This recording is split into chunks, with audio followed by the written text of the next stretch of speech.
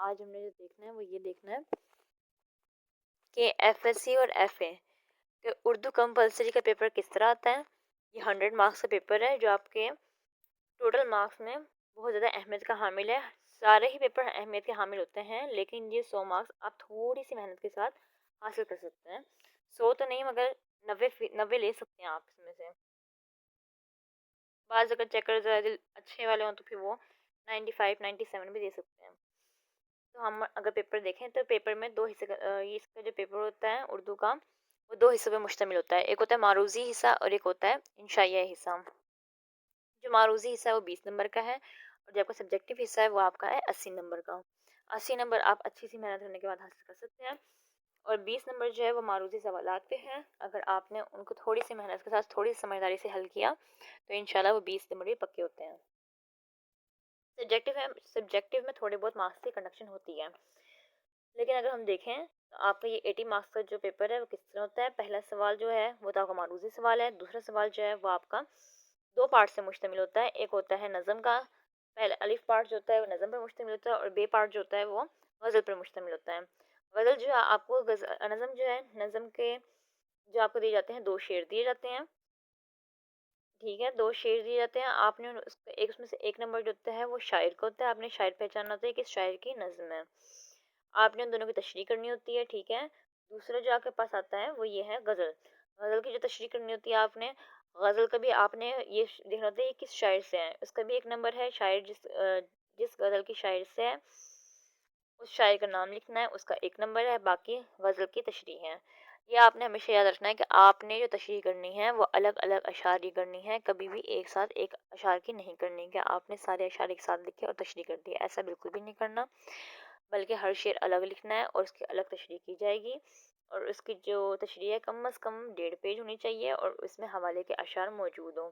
حوالے کے اشعار جو ہوتے ہیں آپ کے پیپر کو بہت زیادہ انہانس کرتے ہیں اور مارکس کو حاصل کرنے میں بہت مدد دیتے ہیں. ٹھیک ہے، پھر آپ کے پاس جو تیسرا سوال ہے وہ یہ ہے کہ آپ کے پاس آتا ہے سیاق و سباق کی تشریح کرنی ہوتی ہے. آپ کو 2 پیراگراف دیے جاتے ہیں الف اور بے، کسی ایک جز کی تشریح کرنی ہوتی ہے.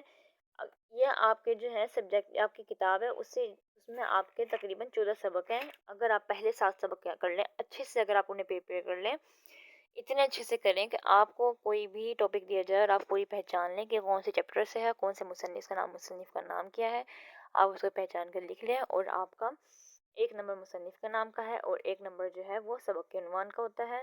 اور سوال جو 3 نمبر جو ہوتے ہیں آپ کے سیاق و سباق کے ہوتے ہیں، یعنی کہ سیاق اس پیراگراف سے پہلے کیا ذکر تھا اور اس پیراگراف کے بعد کا کیا ذکر تھا وہ لکھنا ہوتا ہے. اور تشریح کے اس کے کل جو آپ کے تشریح کے اس میں نمبر ہوتے ہیں 10 نمبر کے ہوتے ہیں. تشریح کے تو یہ 15 نمبر کا سوال ہے. اگر آپ اسے پہلے 7 سبق کو اچھے سے یاد کر لیں، اچھے سے سمجھ لیں تو آپ کے 15 نمبر پکے ہوتے ہیں. ٹھیک ہے، پھر اگلا جو آپ کے پاس سوال ہے جو اگلا جو بے حصہ ہوتا ہے نا وہ اگلے 7 میں سے آتا ہے. اکثریت یہی دیکھا گیا ہے، کبھی بھی ایسا نہیں ہوا کہ اینڈ میں سے دونوں آ گئے ہیں یا پھر شروع میں سے دونوں آ گئے ہیں. شروع میں سے دونوں آ جاتے ہیں لیکن بہت کم، آخر میں سے میں آتے ہیں دونوں اکٹھے. پھر اگر آپ دیکھیں سوال نمبر 4 ہے آپ کا خلاصہ ہے. یہ جو خلاصہ آپ کا یہ جو ہے نا وہ خلاصہ یہ آتا ہے سبق کا خلاصہ. آپ کے 14 سبق میں سے آپ کو دیے جاتے ہیں خلاصہ، 2 خلاصے دیے جاتے ہیں. یہ بھی 7 شروع کے جو سبق ہیں اس میں سے خلاصہ کا نام دیا جاتا ہے، سبق دیا جاتا ہے، سبق کا نام دیا جاتا ہے اور کہا جاتا ہے اس کے خلاصہ لکھیں. اس میں سے 1 نمبر جو آپ کو دیا جاتا ہے وہ ہے مصنف کے نام کا اور باقی آپ کے نمبر ہوتے ہیں خلاصے کے. آپ نے مصنف کا نام پہچان لیا. اگر آپ مصنف کے نام اور سبق کے نام اچھے سے یاد کر لیں گے تو آپ کو یہ ایک جو نمبر ہے یہ بہت ویلیویبل ہوتا ہے اور یہ آپ نہیں کنڈکٹ ہوں گے. ٹھیک ہے، پھر اگر آپ خلاصہ دیکھیں تو خلاصے جو آتے ہیں 2 آتے ہیں. پہلے 7 سبق میں سے آئے گا 1 اور دوسرا آئے گا آخر کے 7 سبق میں سے، اسباق میں سے. تو اب آپ یہ دیکھیں یہ 99% چانسز ہوتے ہیں کہ شروع میں سے 1 آئے گا اور آخر میں سے 1 آئے گا. خلاصہ آپ لکھیں گے. جو اگلا ہمارے پاس سوال ہے سوال نمبر 5 ہے، وہ ہوتا ہے نظم کا خلاصہ ہوتا ہے، وہ ہے 5 نمبر کا. 5 نمبر کا سوال ہوتا ہے. اگر اس میں آپ نے لمبا چوڑا خلاصہ نہیں لکھنا ہوتا بلکہ جو نظم کا جو مفہوم ہوتا ہے اس کو جتنا وہ 1 پیج پہ آدھے پیج پہ وہ آپ نے لکھنا ہوتا ہے. اس میں حوالے کے اشعار بالکل بھی نہیں لکھنے ہوتے ہیں، نہ ہی خلاصے میں حوالے کے اشعار لکھنے ہوتے ہیں، نہ ہی نظم میں لکھنے ہوتے ہیں. ٹھیک ہے، اب آپ کے پاس ہوتا ہے سوال نمبر 6. سوال نمبر 6 جو ہے اب آپ کا ہوتا ہے تقریباً دیکھا جائے تو یہ میں 10 سے 15 نمبر کا آپ کا اور اس کے اندر آپ کو 3 آپشنز دیے جاتے ہیں، مضمون کے عنوان دیے جاتے ہیں۔ زیادہ تر ایک جو ہوتا ہے وہ آپ کا پسندیدہ، یہ جو شاعر پہ آ جائے گا، نعت گو شاعر آ جائے گا، شخصیت آ جائے گی، نبی صلی اللہ علیہ وسلم پہ آ جائے گی، اس طرح کا ہوتا ہے۔ دوسرا جو ہوتا ہے وہ آپ کا عہد حاضر پہ ہوتا ہے۔ تیسرا جو ٹاپک ہوتا ہے وہ آپ کے جو مشکلات، سیلاب کے متاثرین، اس پہ کوئی بھی عہد حاضر میں کوئی وقت گزرا ہو، زلزلے یا کسی بھی چیز پہ ہو، سیلاب پر ہو، بارش پر ہو، کسی بات پہ پانی پر ہو، پانی کا تو اس پہ آ جاتا ہے۔ جنگلات کے کٹاؤ کے فوائد یا پھر نقصانات کیا ہیں، اس پہ آ جاتا ہے۔ تو یہ آپ کو 3 آپشنز دیے جاتے ہیں۔ اگر آپ کو مضمون لکھنے کا ہنر ہے تو آپ کو ان شاء اللہ تعالیٰ بہت اچھے مارکس مل جاتے ہیں اس سے، ٹھیک ہے۔ اب جو آپ کا لاسٹ سوال ہوتا ہے وہ ہوتا ہے سوال نمبر 7، اور اس میں آپ کا خط ہوتا ہے 10 نمبر کا۔ اگر آپ خط کے اوپر اور نیچے آخر کی ہیڈنگس بالکل ایگزیکٹ لکھیں گے اور خلاصہ بالکل جامع لکھیں، وہ خط بالکل جامع لکھیں گے، اس کے اندر جو خلاصہ آپ خط کے اندر جو مین جو چیز ہوتی ہے درمیان کا، مین چیز تو اوپر اور نیچے کی آخر کی ہے، آغاز اور اختتام، اور جو درمیان کا حصہ ہے وہ کم از کم 1 سے 1.5 پیج ہونا چاہیے۔ 1.5 پیج تو لازمی ہو۔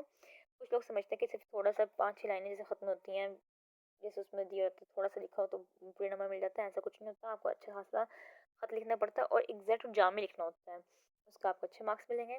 تو یہ آپ کا پیپر ہے، اس میں آپ کو تھوڑی سی محنت کے ساتھ بہت آپ کا آخری سوال ہے 10واں سوال، اس میں خط بھی آ سکتا ہے اور آپ بیتی بھی 10 نمبر کا یہ سوال ہوتا ہے۔